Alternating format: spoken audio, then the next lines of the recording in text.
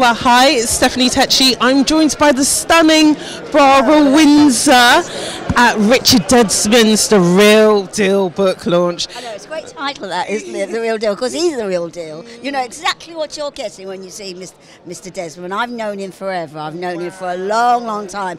I knew him when he just has got the fame that he has now, you know, before he had OK. Yeah. I went on the train at the original to set it all up, you know, to get the publicity, but I've known him before that, and he's always been like a friend.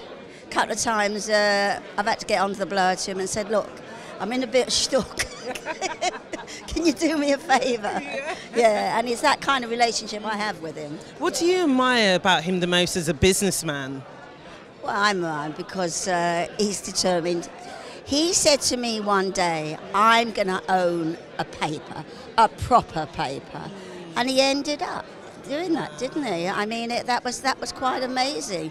And I remember the day it was announced that he got it, and we were all out together, and he was so proud, you see, and his mum was there and all the rest of it. Yes, he's the kind of person, I think, that he says that's what he wants to get something. He wants to further himself up the ladder, and that's exactly what he does, you know, at any expense. I mean, the hospital, I remember him talking about the hospital, saying that's what I'd like to do, and next thing you know, he's doing it.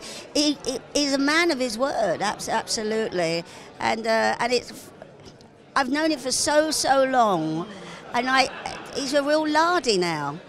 You know, he really is a lardy-da. And obviously you've had a glittering career on TV. Has he been quite supportive of your career as well? I say, Richard and I are real old school. We go back long. Old school friends are the best. Yeah, and family and all the rest of it. So, I remember when he wrote he had a little magazine. You know, the little magazine that he did for musicians. Yeah. That's how far I go back, and he has always had my back. Yeah, honestly, I know the reputation he's got, but that's because that's the way he is. No, I love him. Yeah. Moving on to you now, I heard you were a bit disappointed that Sheridan Smith wouldn't be playing you in a biopic. It wasn't that they said about me. So I said in humour, oh well, it's too late now.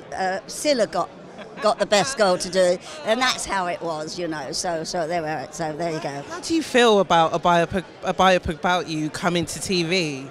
Well, I don't know what they're going to do. I don't know how you can set about me, because my career is all over the place, from big musicals to Broadway to soppy, well, not soppy films, very those films, and touring the world. It's a very much up and down all over the place. And of course, it's been since I was 13. I've been in the business.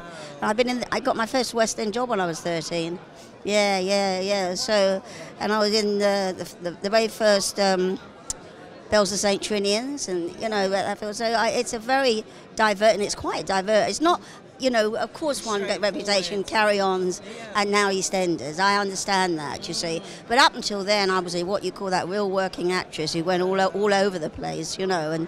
And my main love is theatre and going, live theatre. That's been my main bag. But I don't find television and films so wonderful, you know. But that's because I'm a bit of a big performer. Yes. So I have to, believe it or not, I have to bring everything down. Although it won't show, it doesn't show, but I have to do Barb's hands.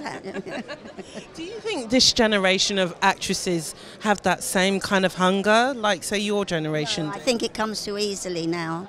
I really, really do. You know, there's a lot of good stuff. Oh gosh, there's a lot of good stuff, and I wouldn't like to start out again. But there's more of that. You can be walking down the street and, hello. You know, there's none of that, you know, like going to class, going to this and going to that, and you know, really honing in on your talent or whatever, you know. I knew that I would not be playing beautiful girls, you know, with long legs. I knew my limitations. I knew, so and that's it. But here, and I feel sorry for a lot of people who don't have that what we had, you know, and the strictness of it all. Of you arrive on time, you dress when you do rehearsals. You dress for rehearsals. You know, you don't call your governors by their name. There's that kind of thing, and I think that is missing. You see, so that you know. So anyway, but they don't do that now. How was it like for you returning back to EastEnders for the 30th anniversary? Was it like coming home? Yeah, I mean it's very nerve-wracking. How can you live something for 16, 17 years of your life and then suddenly, you know, and it's live? And I said, look, no, thank you. I'll do theatre live because it's quite dangerous, you know, all that when there's all these cameras and all, you know, goodness knows what. But it was good. But it's great because it's part of I love EastEnders so much. I love what it did, you know, like to my kind of. I was going through a funny patch. People weren't accepting me as old as I was, you see.